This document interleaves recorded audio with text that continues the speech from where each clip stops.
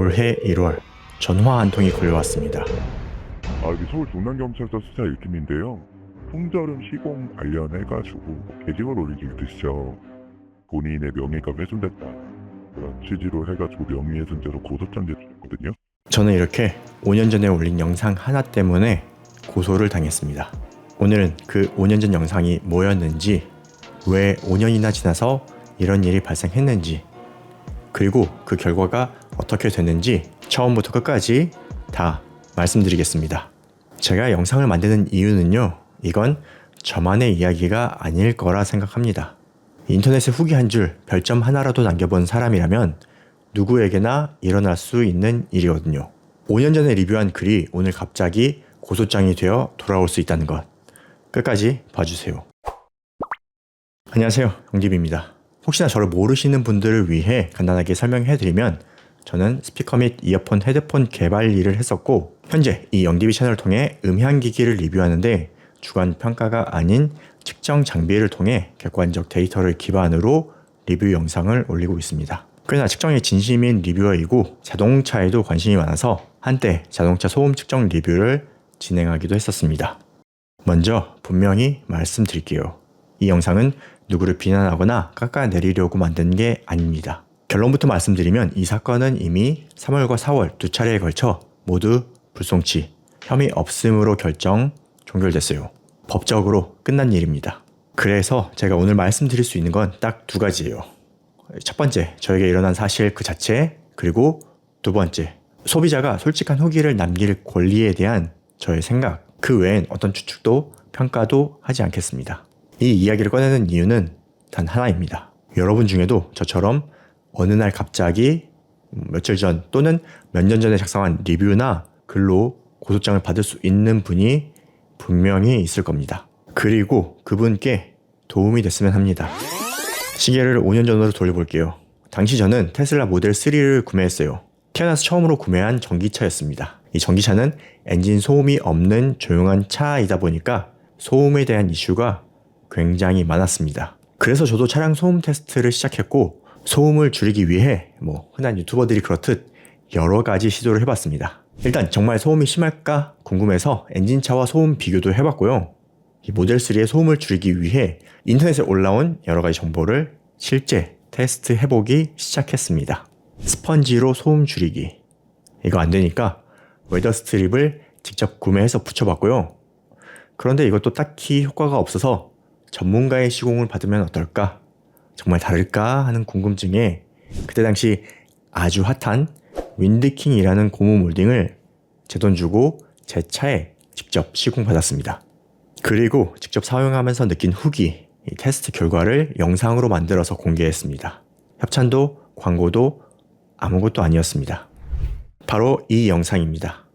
윈드킹은 웨더 스트립으로 차문 주변에 고무 몰딩을 덧대서 바람소리, 이 풍절음을 줄여준다는 제품이었죠.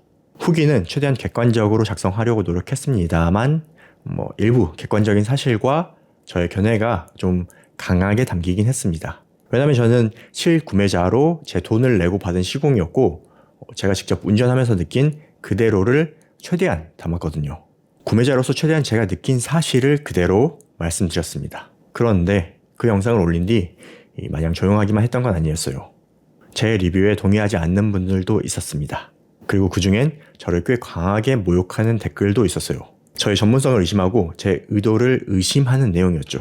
솔직히 말씀드릴게요. 그때 저도 사람인지라 화가 많이 났습니다.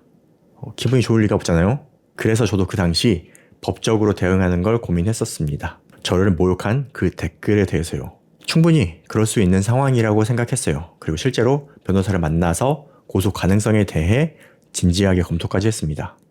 하지만 저는 결국 고소를 하지 않았습니다. 대신에 제가 선택한 건 반박 영상이었어요. 제 측정이 왜 그랬는지, 제 생각이 무엇인지를 영상으로 다시 설명해 드리는 것. 저는 법정이 아니라 콘텐츠로 답하는 게 맞다고 생각했거든요. 그게 벌써 5년 전 일입니다. 저는 그렇게 그 일을 마무리했다고 생각했어요. 그런데 5년 만에 그 영상이 전혀 다른 방식으로 저에게 돌아왔습니다. 올해 1월 전화 한 통이 걸려왔습니다. 여기 서울 동남경찰서 수사 1팀인데요. 풍절음 시공 관련해가지고 게시글 올리기 뜻이죠. 본인의 명예가 훼손됐다. 그런 취지로 해가지고 명예훼손죄로 고소장 제출했거든요. 처음엔 정말로 저도 그게 보이스피싱인 줄 알았어요. 아니 5년 전 영상으로 고소를 한다고? 그때 당시 저의 첫 반응은 갑자기 왜 지금 이런 오만 가지 생각이 많이 들었어요. 그런데 더 놀란 건 그 다음이었습니다. 네, 여기 인천 계양경찰서예요. 예전에 한 5년 전인 것 같은데 투보에서 이제 그걸 또 얘기를 하신 거에 대해서 고소하신 것 같아요. 고소가 한 건이 아니었어요. 정리를 해보니 처음 연락 온 곳은 시공점이었고 두 번째로 연락 온 것은 본점, 각각 따로 두 건의 고소가 들어와 있었어요. 그때 처음으로 실감했어요. 5년 전 영상 하나가 지금의 저를 두 번이나 흔들고 있다는 걸요. 그리고 며칠 뒤 저는 출석 요구서를 받았습니다. 우편을 확인한 날은 2월 14일이었는데 2월 15일은 참고로 설날 연휴 첫째 날이었어요. 이걸 보면 수사관들 정말 고생한다 라고 생각했습니다. 참고로 부득이하게 출석하지 못할 경우 바로 연락하면 수사관님이 친절하게 일정 다시 잡아주십니다. 저는 일정을 다시 잡아서 3월 5일 경찰서에 갔습니다. 지금부터가 진짜입니다. 변호사 없이 혼자 조사를 준비한 이유, 그리고 두 번에 걸쳐 나온 결정, 끝까지 보셔야 의미가 있는 부분이에요. 고소장을 받고 가장 먼저 한 일은 정보공개 청구를 해야 합니다. 어떤 내용으로 고소를 했는지 확인을 해야죠. 그런데 제가 받은 고소장을 보면 조금은 황당한데 고소인이 주장하는 범죄 사실을 보니까 솔직히 내용이 별게 없었어요. 효과가 없다는 등 허위 사실을 적시하여 회사의 명예를 심각하게 훼손하였다. 이로 인해 시공점들 매출도 급감하여 업무 방해도 심각하게 초래를 받았다. 이 내용이 다예요. 또한 증거 자료는 제가 확인해 볼 수가 없었습니다. 그런데 아무리 고소장 내용이 부실하다고 하더라도 문제가 있었어요. 5년 전 일이잖아요. 제가 가진 대부분의 자료가 사라졌습니다. 당시에 시공점과 연락한 메시지와 영상 공개 후에 윈드킹 대표님께 받은 메시지도 다시 찾아보니까 폰에 남아있질 않았습니다. 대부분 사라지고 없었어요. 제 손에 남은 거라곤 아직 유튜브에 올라와 있는 그 리뷰 영상 하나가 거의 전부였습니다. 솔직히 조사 준비는 정말 미흡했습니다. 그런데 한 가지는 분명히 말씀드릴게요. 저는 이 조사를 준비하면서 변호사의 도움을 받지 않았습니다. 그럴 필요를 느끼지 못했어요. 고소장을 보면서 제가 든 생각은 단 하나였습니다. 나는 사실을 말했고 그걸 증명하면 된다. 그래서 변호사 없이 제가 직접 조사에 임하기로 했습니다. 당연히 제가 그때 한 말은 거짓이 아니었으니까요. 내 돈으로 산 제품에 대한 내 솔직한 감상, 그리고 제 나름대로 객관적인 뒷받침을 위해 영상에 넣은 측정 자료, 그게 제가 가진 전부이자 제가 믿는 전부였습니다.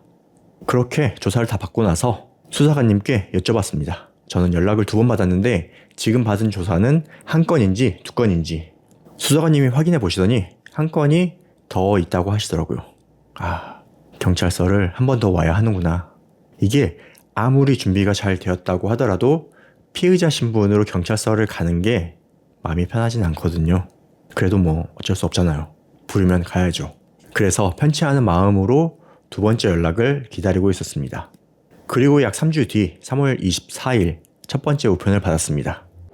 3월 24일 경찰서에서 한 통의 우편을 받았고 열어보니 불송치 결정이 나왔습니다. 제가 한 리뷰는 범죄가 아니라는 판단이었어요. 이 우편을 보면서 한참을 서 있었습니다. 이게 안도인지 허탈인지 뭐라고 표현할 수 없는 감정이 들었습니다. 그리고 아직 한 건이 남아있어서 마음을 놓을 수가 없었죠.